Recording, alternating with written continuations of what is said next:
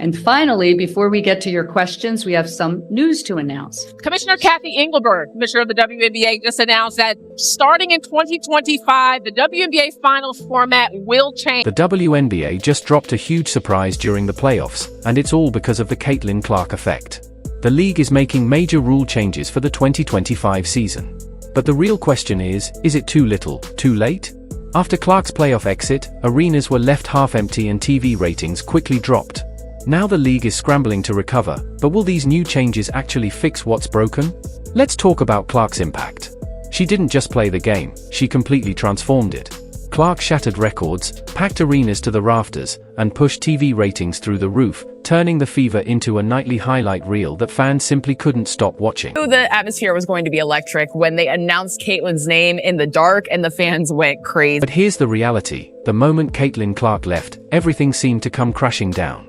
Reports suggested TV ratings dropped sharply, in some cases by nearly 80%, and arenas that were once packed suddenly looked like ghost towns. Entire sections were even covered off so the empty seats wouldn't appear so obvious on live broadcasts. So honestly, are you really surprised? Clark had been carrying so much of the league's momentum, and once she was gone, the excitement faded just as quickly. Now the big question is whether the WNBA can keep thriving without its biggest star. These new rule changes better make a real impact, because right now the situation looks pretty uncertain. Before we break it all down, don't forget to subscribe to the channel, and get ready, because there's a lot to talk about. WNBA playoffs. Let's stay here. Let's just say the ratings aren't the same with Caitlin Clark and the Indiana Fever now eliminated. By the way, not only was viewership down, but attendance was. So now the WNBA appears to be in panic mode, and it seems the league is ready to pull out all the stops. But here's the real shocker, these new rules aren't just small tweaks. We're talking about a major overhaul that could either help save the league or create even more challenges. The big question is whether these changes will be enough to fill the Caitlin Clark-sized gap in ratings, or if the league will slowly slip back into irrelevance.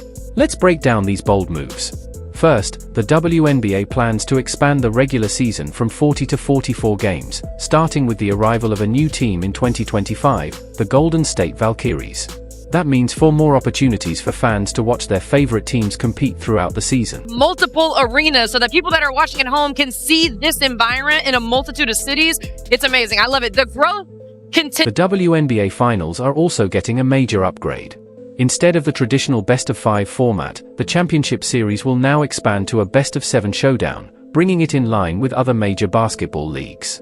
This change means longer, more intense finals battles and gives teams more chances to prove who truly deserves the championship. 2025, the WNBA Finals format will change to a best-of-7 series. Yes. And the format will be 2-2-1-1. According to the league's thinking, more games should mean more fans and more revenue. On top of that, they're also shaking up the first round of the playoffs.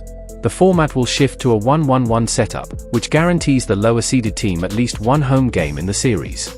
The idea is to create a more balanced and exciting matchup while giving every team's fan base a chance to experience playoff basketball in their own arena. It's nice for the fans. It's a benefit for your team. It's played well enough to get into the playoffs. So now that your fans will be able to see your team play at home during those. Think back to the Fever Sun series.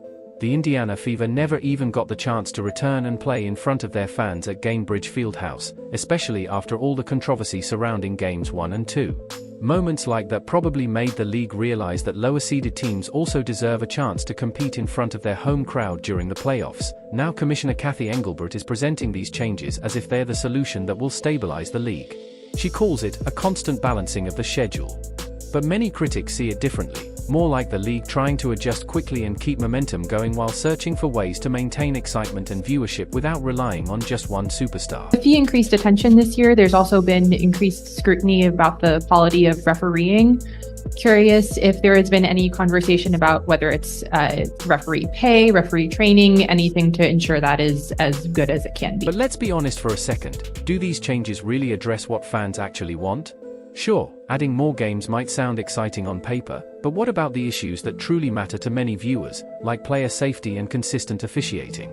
Critics argue that those concerns sometimes feel overlooked in the bigger conversation about expanding schedules and boosting viewership. As a very long-term sports fan, I know is that officiating and refereeing is always at the top of a fan's list, of the media's list. Obviously, not every, there's They're humans. It almost feels like they're putting a fresh coat of paint on a crumbling house and calling it renovated. Fans aren't fooled. They clearly saw what Caitlin Clark brought to the game, not just incredible skill, but an entirely new energy and style of basketball. Her play was fast-paced, creative, and exciting, filled with no-look passes and deep logo threes that made every game feel like must-watch entertainment. Now compare that to what happened after Clark exited the playoffs. Suddenly arenas looked much emptier, and TV ratings dropped sharply.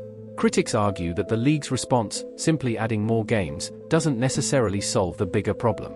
It raises an important question: is anyone in the league office really listening to what fans are asking for? Many supporters say they want the same exciting style of basketball Clark showcased, along with fair officiating and better protection for players on the court. Yet instead of addressing those core concerns, the biggest change so far seems to be a longer schedule. To see Caitlin Clark tonight. Oh, gotta watch number 22. I've been watching Caitlin for a couple of years, and since then I've dreamed about coming to a game. And let's talk about those ratings for a second. With Caitlin Clark on the court, some games were drawing over 1 million viewers, and her playoff matchups regularly hit 2 to 3 million. Without her, you're lucky if the numbers even reach 500,000. That's not a dip, it's a free fall. No amount of extra playoff games is going to reverse a collapse of that scale. So what's the endgame here? Are they hoping that by the 2025 season, fans will forget about the underlying issues that have been hurting the league and simply get excited about a few extra regular season games? Or maybe they're counting on the rivalry's narrative to finally ignite and bring back the energy that Clark used to deliver every night. White, one black. And so we have that moment with these two. But the one thing I know about sports, you need rivalry. That's what makes people watch. They want to watch games of consequence between rivals. They don't want everybody being nice to one another. Because remember, in Kathy Engelbert's world, it's about more than just one player. Here's the kicker: these changes could actually backfire. More games mean more wear and tear on athletes, and longer playoff series could increase the risk of injuries. If officiating doesn't improve, those extra games are just more chances for fans to get frustrated and tune out. It almost feels like the league is in denial. They had lightning in a bottle with Clark, and instead of figuring out how to recreate that magic, they're just rearranging deck chairs on the Titanic. Fans aren't asking for more mediocre basketball, they want excitement, fair play, and to see their favorite players thrive. Change is hard, but simply adding a few extra games and calling it progress won't cut it.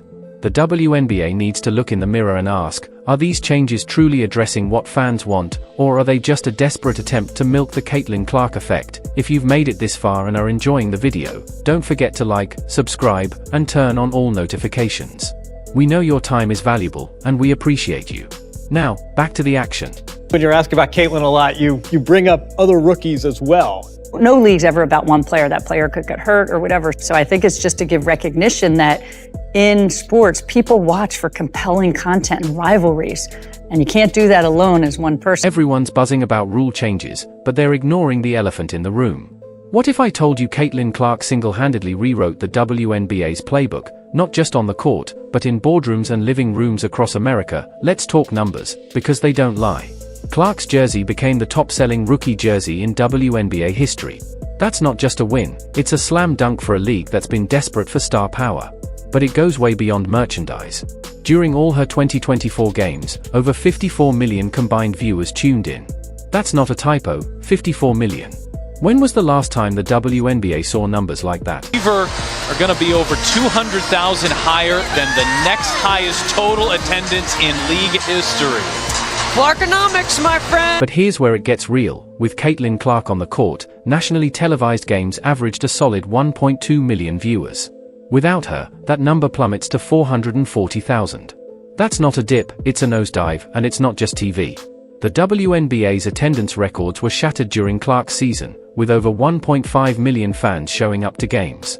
People weren't just watching, they were filling arenas. Now, you might be thinking, okay, but it's just one player, right?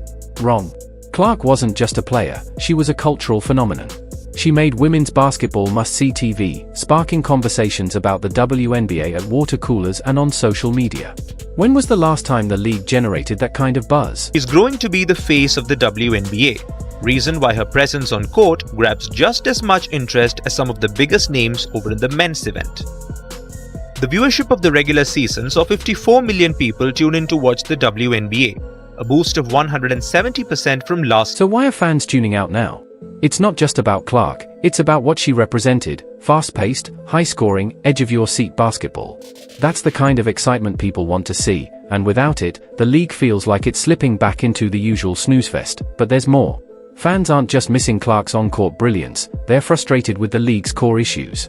Player safety has often been a joke, and fair officiating? Don't make me laugh. Remember the eye poke incident? Or how about that lackluster Rookie of the Year ceremony? These aren't minor hiccups, they're symptoms of a league that's lost touch with what fans and players truly want. What's called being a consumer. You get to buy what you want to purchase. And let's talk about management for a hot second. Kathy Engelbert and her team seem more focused on short-term gains than building a sustainable, competitive league. They struck gold with Clark, but instead of using that momentum to elevate the entire WNBA, they rode the Clark wave until it crashed. Now, they're left scrambling to patch holes in a sinking ship with these new rules. So, Engelbert and company, do you really think tweaking a few rules will save the day? Let's address the elephant in the room, the issues the WNBA doesn't want fans to focus on. These rule changes aren't just a band-aid on a broken leg, they're a smokescreen hiding some serious problems, starting with player safety. Remember when Clark got poked in the eye during that playoff game and no foul was called, despite how nasty it looked? That's not just poor officiating, it's downright dangerous. I don't even know why I would intend to hit anybody in the eye. That doesn't even make sense to me. But no, I didn't. I didn't know I hit her, actually. I was trying to make a play on the ball, and I guess I followed through and I hit her. So obviously it's never intentional. That's not even like the type of player that I am. And it's not just a one-off incident. Clark was on the receiving end of 177% of all flagrant fouls in the league during her rookie season. That's insane. One player taking that many hits? Were the Jordan rules suddenly in effect again, and nobody sent us the memo? But hey, at least she got the Rookie of the Year award, right? Wrong. Picture this, Clark breaking records left and right, changing the game as we know it, and how does the WNBA celebrate? With a phone call in a practice gym. No fanfare, no ceremony worthy of her historic achievements. It's almost like the league didn't even want to acknowledge how much she'd done for the sport. Moments like these make you wonder, does the WNBA really care about its stars, or is it just chasing quick wins and easy headlines? Decided that they were going to let her know she was Rookie of the Year with a phone call in Connecticut during a practice before a playoff game. You can't make this. And the irony? Fans aren't buying it. They're not just missing Clark's game, they're fed up with the league's core issues: player safety, fair officiating, and proper recognition for star players. Where are the press conferences addressing these concerns? These aren't minor hiccups, they're symptoms of a league that's lost touch with what fans and players actually want. No amount of extra games or playoff tweaks is going to fix that. So what's the solution? It's not as simple as changing a few rules. The WNBA needs a complete overhaul, top to bottom, inside out. They need to address player safety head-on, with clear guidelines and real consequences for dangerous play. They also need to invest in better training for officials to ensure fair and consistent calls across every game. Every one of those fans, when I say, I will put my time, my effort, my enjoyment into whatever makes me happy, I enjoy watching her play, and that makes... For crying out loud, the league needs to start treating its stars like stars. When you've got a player like Caitlin Clark, breaking records and bringing in millions of viewers, you roll out the red carpet. You make a big deal of it. You use that momentum to lift up the entire league. So here we are, folks. The WNBA is desperately trying to patch the Clark-sized hole in the league with these new rules: more games, longer playoffs. Sounds great, right? But let's be real, are a few extra matchups really going to fix the real issues? We're talking about a league that can't keep its stars safe, can't officiate fairly, and can't even celebrate its biggest talent properly. Now, without Clark, ratings are in a free fall and arenas are emptier than a politician's promises. Here's the million-dollar question. Is it too little, too late, or are these even the right changes to begin with? From where I'm sitting, it looks like the WNBA is trying to put out a forest fire with a water pistol. Will the league learn from the Caitlin Clark effect, or are we watching women's pro basketball fade into irrelevance? What do you think? Let us know in the comments. Don't forget to like, subscribe, and turn on all notifications so you never miss out. Click the next video on your screen, and we'll see you in the next one.